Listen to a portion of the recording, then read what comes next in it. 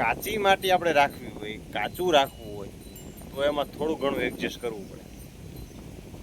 કેમ કે ચોમાસા દરમિયાન જ ગૌ માતાને છે ને પોચી જગ્યામાં બેસવામાં છે ને જરીકે મજા ન આવે.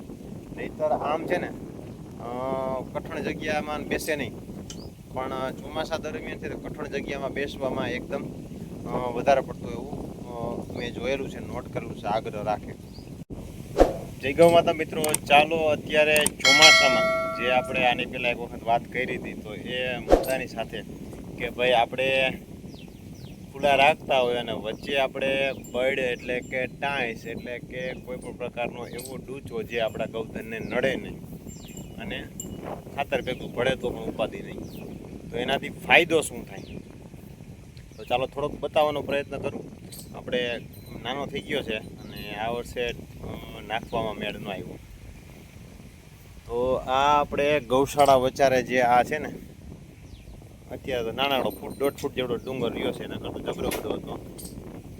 તો આનાથી ફાયદાઓ જો અત્યારે બધા છે ને જેટલા આવશે ને આની માથે આવીને બેસી જાય. તો પવન આવે, બીજા નંબરમાં કચકાણવાળું ન હોય, અને ચોમાસા દરમિયાન તમે નોટ કર્યું છે આખું વર્ષ એને પોચી જગ્યામાં બેસવું ગમતું હશે, પણ ચોમાસા દરમિયાન છે ને કઠણ જગ્યા છે ને ત્યાં જ બેસવાનું પસંદ કરશે. તો હજી તો આપણે માપે વરસાદ છે એટલે એટલું બધું કચકાણ નથી, નકર ગમે એવું આપણે સાડ રાખીએ કાચી જગ્યા હોય એટલે કચકાણ થાય. આ નોર્મલી અહીંયા છે ને થોડુંક કાઢવાનું રહી ગયું હતું એના હિસાબે, બરાબર. તમે આ નોર્મલી તમે જોઈ શકતા હશો, અને પેલી બાજુની સાઈડ પણ તમને દેખાડવાનો પ્રયત્ન કરું.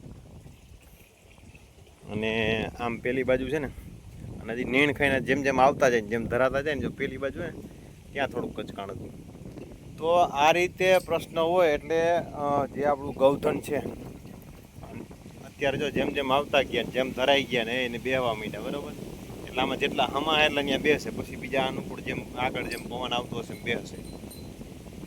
તો આપણે કહેવાનો આપણો હેતુ ગૌશાળામાં ધ્યેય એ હતો કે આ રીતે કરેલું હોય તો એક તો કચકાણ થાય ને જે સ્વાભાવિક છે, બધાને ગમે એવી સગવડ હોય, ગમે એવી ફેસિલિટી હોય અને ગમે એવી આપણે સાડ રાખતા હોય, આપણે ખુદને ન ગમતું હોય તેમ છતાં થાય તો એમાં આપણાથી કાંઈ થાય નહીં. અને સહન થોડોક ટાઈમ આપણે કરવું પડે અને આપણા ગૌધનને કરવું પડે. આપણે જો પાકું ન રાખવું હોય તો પાકા ધાબા કરવા હોય અને પાકું ધાબું કરી નાખીએ તો એને આપણે નેટની ક્લિયર કરી રાખીએ. કાચી માટી આપણે રાખવી હોય, કાચું રાખવું હોય તો એમાં થોડું ઘણું એડજસ્ટ કરવું પડે.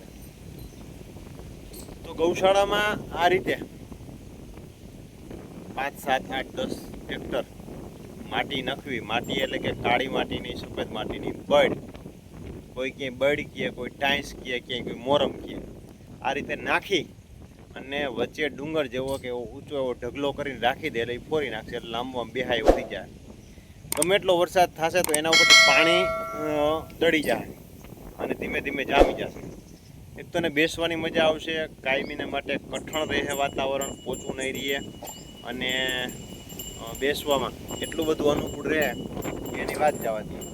અને ત્યાં બેસે પણ, કેમ કે ચોમાસા દરમિયાન જ ગૌ માતાને છે ને પોચી જગ્યામાં બેસવામાં છે ને જરીકે મજા ન આવે. નહીતર આમ છે ને કઠણ જગ્યામાં બેસે નહીં, પણ ચોમાસા દરમિયાન છે કઠણ જગ્યામાં બેસવામાં એકદમ વધારે પડતું એવું મેં જોયેલું છે, નોટ કરેલું છે, આગ્રહ રાખે.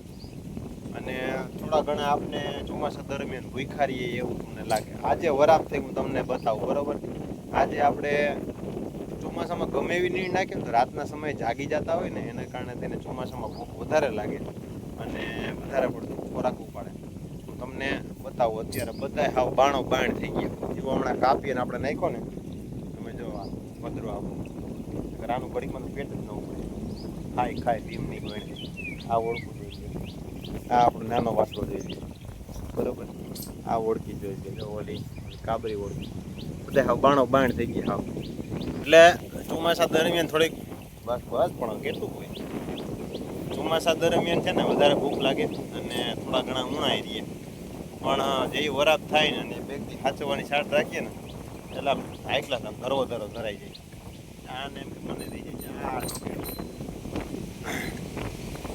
ખાલી આપણે ગૌશાળામાં અડધી પોણી કલાક આને પ્રેમ આપીએ ને, ઘણી જગ્યાએ એવું છે તમે ગૌશાળામાં જાઓ તો ગાયું ભાગે, તમારી પાસે ન આવે.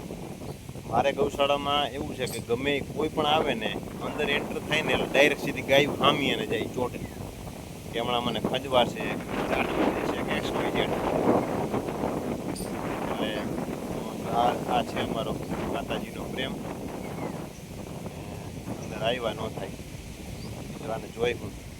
એટલે આ રીતે મારો ઓપિનિયન અને ગૌધન સાચવવાનો મારો આ રીતનો પ્રયાસ છે. અમે લોકો કઈ રીતે સાચવો એ જરૂર કોમેન્ટ કરજો અને તમને બતાવો. અત્યારે વાંધો નથી, આપણે કોઈને હાઈ ક્લાસ અત્યારે પૂરું થઈ ગયું છે, બરાબર થઈ ગયું, મજા આવે બધાને. અમારે જો ઉધરસ છે સંતોષ થોડો ઘણો ખાઈને ધરાઈ ગયો ને એને આવી બેસી ગયો બરાબર. આને અમારે ભીમની ગોઈને છે ને ખાય બીજી વાત નહીં, ખાવા સિવાય કંઈ કામ નહીં. ખાવા જોઈએ સારી પેટ, ખાવા દેવું જોઈએ, જેટલું ખાય એટલું ખાવા દેવું પડે ને.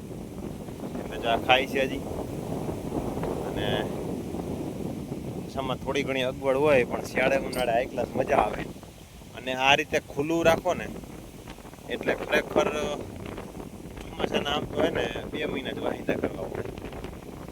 વરસાદ હોય ને, વરસાદ હોય ત્યારે વાહિંદા કરવાના, વરસાદ હોયા ગયા કર્યા પછી આમાં એકાદ રાખ 2-3 દિવસ ભેગા કરી અને જેટલા ટૂંકમાં હોય ને બધા ભેગા કરીને કરી લેવાના. જો વરાપ હોય તો એકાદ દિવસ મજૂર નાખીને આપણે ભેગું કરી લીધું, વાંધો ન આવે.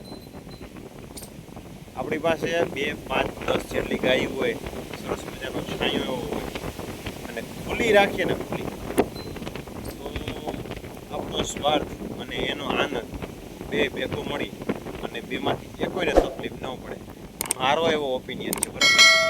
તો તમે તમારી ગૌશાળામાં આ રીતે પ્રયોગ કરેલો છે કે નથી કરેલો? જો ન કરેલો હોય તો તમે તમારી ગૌશાળામાં આ રીતનો પ્રયોગ કરજો.